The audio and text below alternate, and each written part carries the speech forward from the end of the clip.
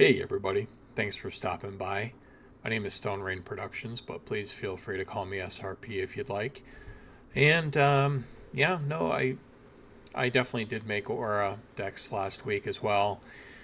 But I had a conversation with a friend, and they told me that they think that Aura is probably best left to non-force spaces.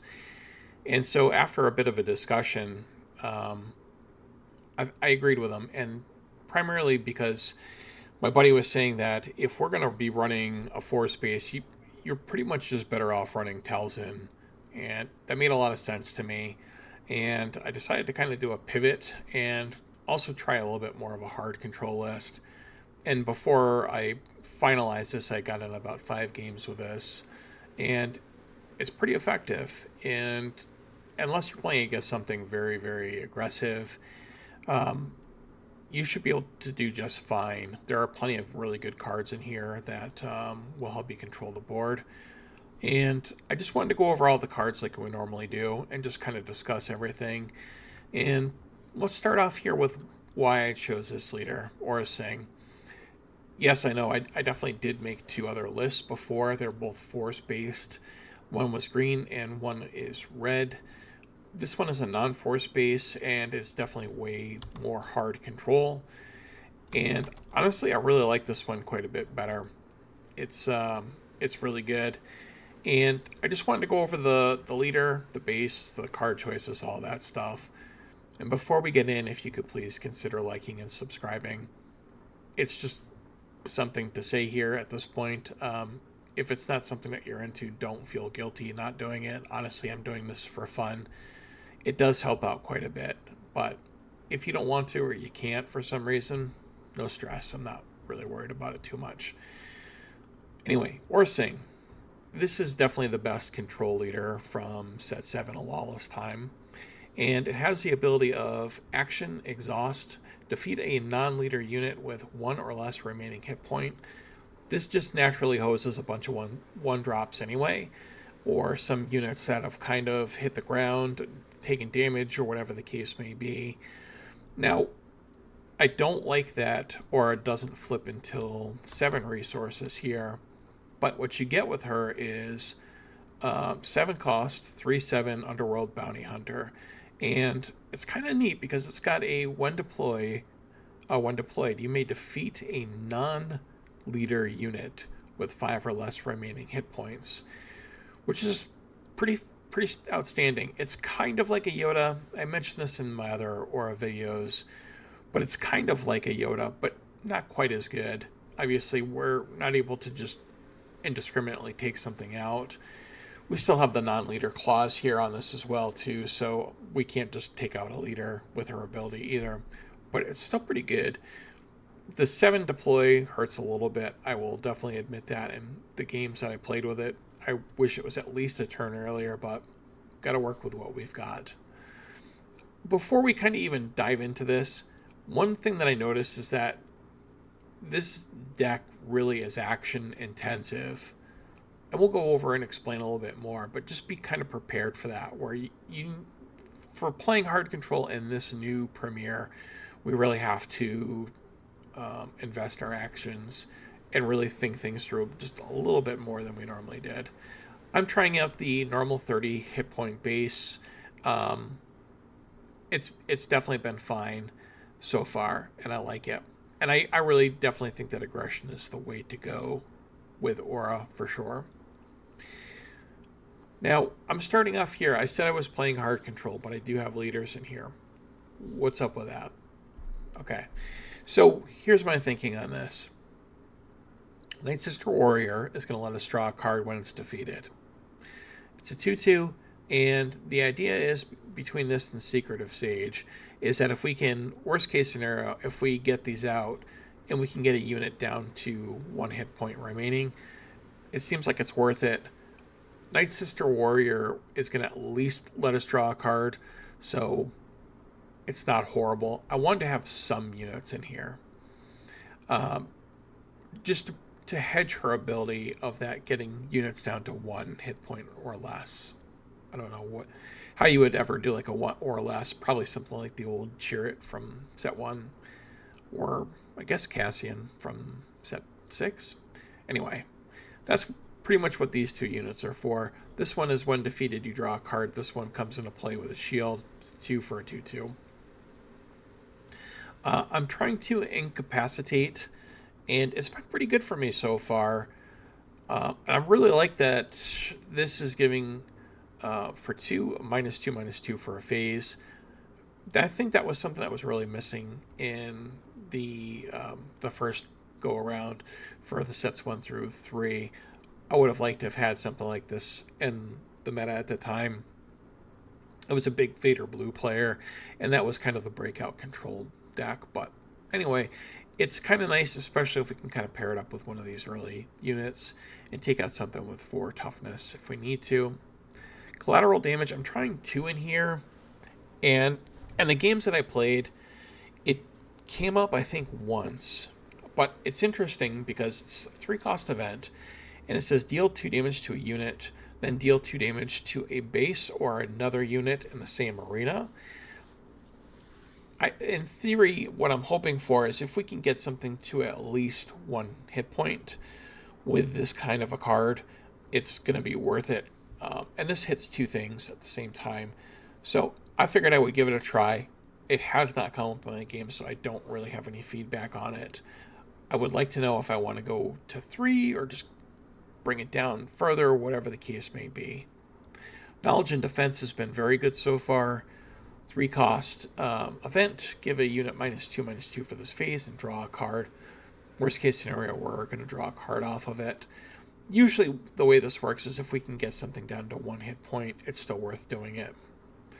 Let's Call It War is fantastic. All we have to have is the initiative. Most of the cards in here are going to be events anyway. So I feel a little redundant saying 3-cost event, but 3-cost event, Let's Call It War. And this says deal 3 damage to a unit. Then if you have the initiative, you may deal 2 damage to another unit in the same arena. Kind of the pattern that I've had so far is turn 1, most of the time you're just going to claim. Turn 2, you're going to do one of these cards and go from there. I just had people rage quit on me too in the middle of that, which was funny.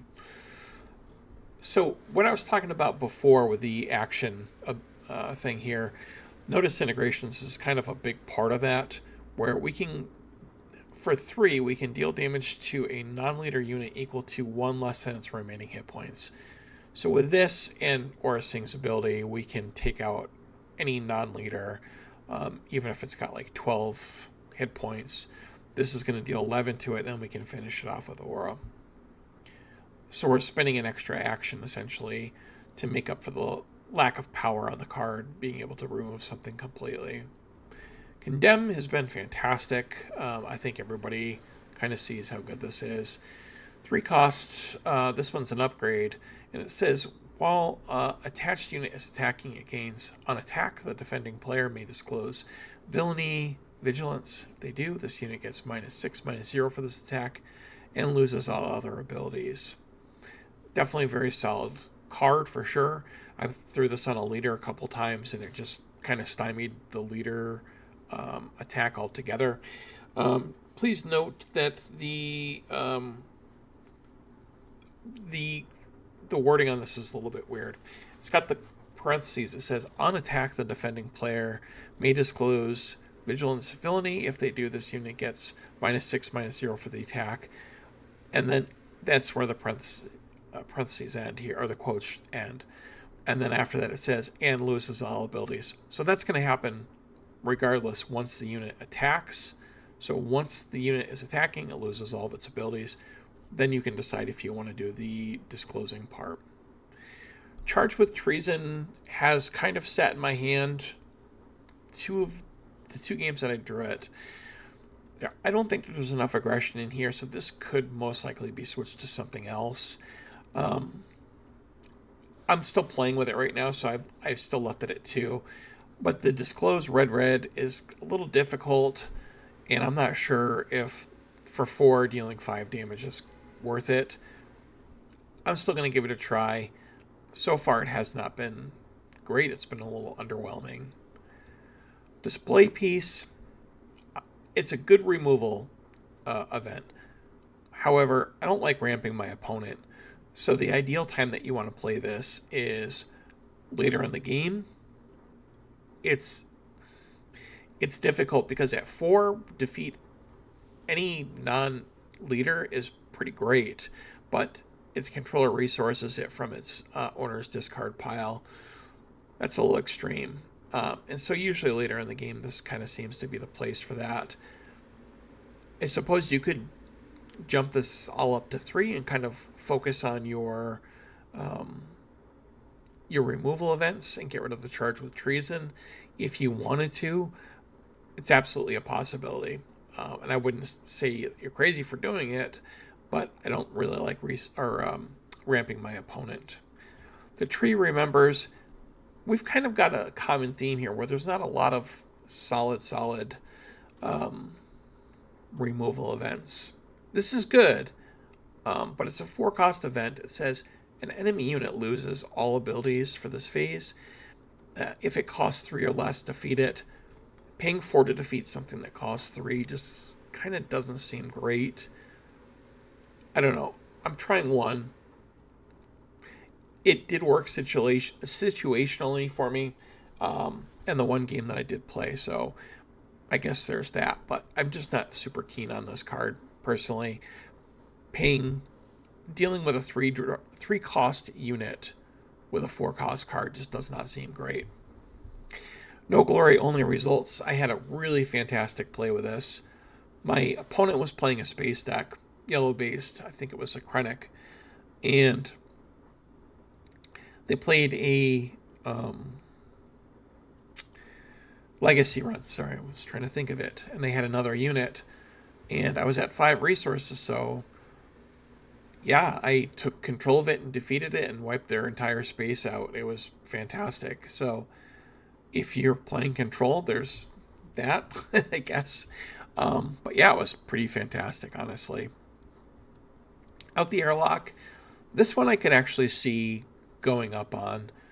It was not very good in the last premiere, but I think that I think a lot of the -X cards are much better now, especially with something like the Aurra, because even if we can't finish something off for 5, with Aura's ability, we should be able to do it on 6, so if we plan things right, it should be good.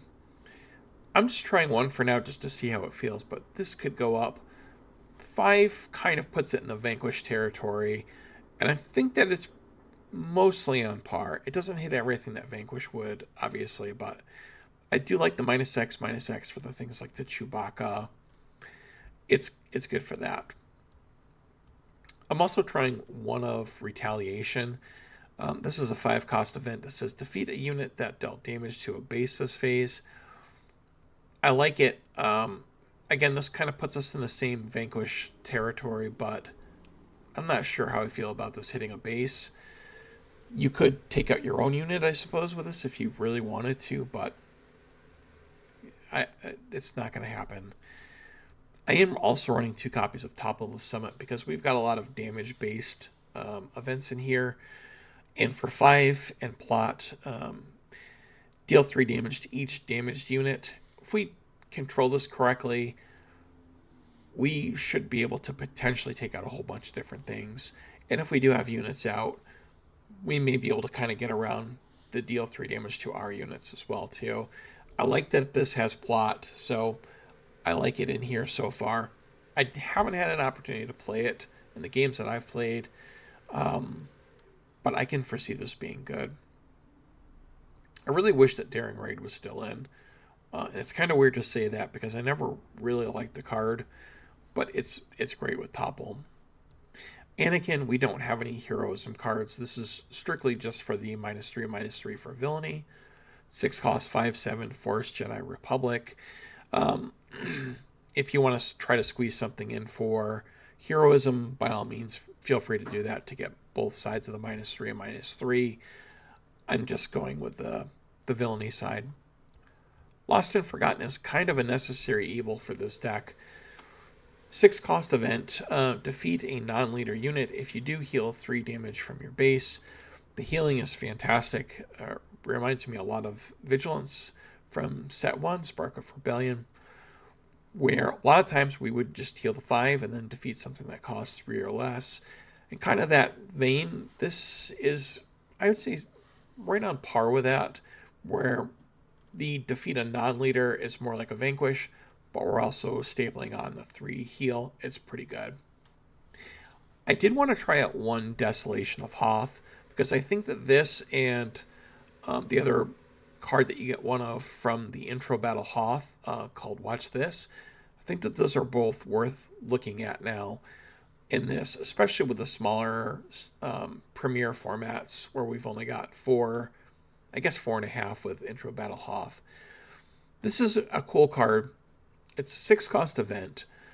Desolation of Hoth says, defeat up to 2 enemy units that each cost 3 or less.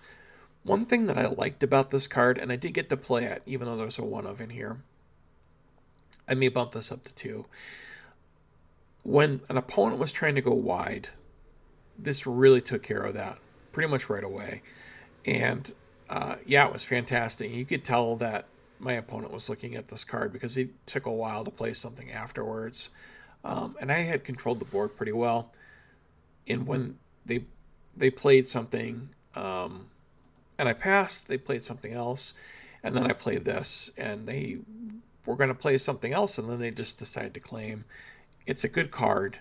And I think this may end up being a sideboard thing, but I can see 1 in the main, maybe 2 in the main, depending on how things go. Getting into our finisher territory, Darth Nihilus, I think, fits in pretty well with Aurra because of the 1 hit point knockout ability. 7 cost, 4 Sith, 6/6 when played and on attack. Deal 3 damage to the unit with the least remaining hit points among other units. If multiple units are tied, choose 1. If it's a non-vehicle unit, give an experience token to this. I'm just doing 1 for now. This, I could absolutely see this going up to like a 2, maybe even a 3 potentially, but I really like our space finishers a bit better. Speaking of those here, I've got 2 copies of Fulminatrix, 8 cost, 9/7, and it has the ability, this is a 9/7 in space, and it has the ability of when played on attack, you may deal 4 damage to a ground unit. Anything that's dealing extra damage to a unit seems pretty good to me. And I like that, so I figured we'd go with that from there. I'm also going with 3 copies of Lawbringer. I really love the text on this, and I think this may be one of the better finishers in our new premiere at the moment. 8 cost, 7/7 in space. When played and on attack, choose an aspect and give each enemy unit with that aspect -2/-2 for this phase. At the very least, if we're not killing something, we can reduce the amount of damage we're taking. And if we get anything down to 1 hit point, we can just take it out with Aurra as well. I think a given single reactor ignition, 8 cost event here, and the Vigilance, Aggression, Villainy, defeat all units. For each enemy unit defeated in this way, deal 1 damage to its controller's base. Just a classic board wipe. 3 aspects kind of stinks a little bit, but it's whatever. It fits in. It's doing what we want to do. So definitely the full 3 of. If I could run 4, I would do it.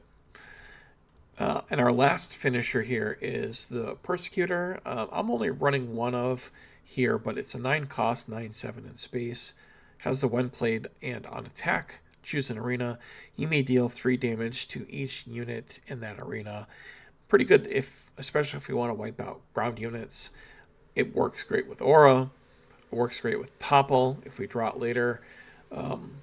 It's just a great card. I would even consider moving this up to 2. I think Lawbringer is probably the better finisher, just with Aurra potentially getting things down to 1 hit point. And I am running 1 copy of Nebula Ignition, which is a 9 cost event. Defeat each unit. I was mixing defeat and each. Defeat each unit that isn't upgraded. That comes up pretty regularly. I did play it once. So, where did we go here? So anyway, sideboard. I did build a sideboard, and it's primarily built to go against space. And I'm running 3 copies of Shoot Down. This is just a really super effective way to take out space units. 2-cost event, deal 3 damage to a space unit. If that unit is defeated, you get to deal 2 damage to a base. Even if this doesn't defeat a space unit, just remember we've got Aurra, where she can do the last bit of damage on it. We've got 3 copies of Direct Hit. I think that we can control the ground just fine with what we've got. That's why I primarily geared up towards space. Direct Hit is just a 4-cost defeat a non-leader vehicle unit. It's just pretty much like Vanquish for space, but for 4. I think this is pretty good. I mean, we can kind of vary this up a little bit if we wanted. Out the Airlock is for just overall mid-range or aggression. Just another way to get a -5 in there for the 5 cost. And lastly, 2 copies of Hyperspace Disaster. 7 cost, defeat all space units. Just kind of if we get behind a little bit. And that is our Aurra Sing hard control. Theoretically, you could cut these 2 drops out and play more removal if you really wanted to. I like the Anakin in their main, and I like our ships to finish the game off. But yeah, that's the deck. I really love control, so I was happy that this did well for me. I believe in the 5 games that I played, I was 4-1 with this, and someone pretty much scooped right away with. So didn't really count that one, but in this, I'm counting it. So anyway, hope that you guys like the deck. Please feel free to tell me what you like, don't like, cards that you change, anything. If you want to just say hi, leave a comment that says hi. Anyway, may the force be with you, my friends. Hope that you have a very good rest of your night. I hope that 2026 has been great for you as well. And thanks very much for stopping by. Be well, my friends. Take care.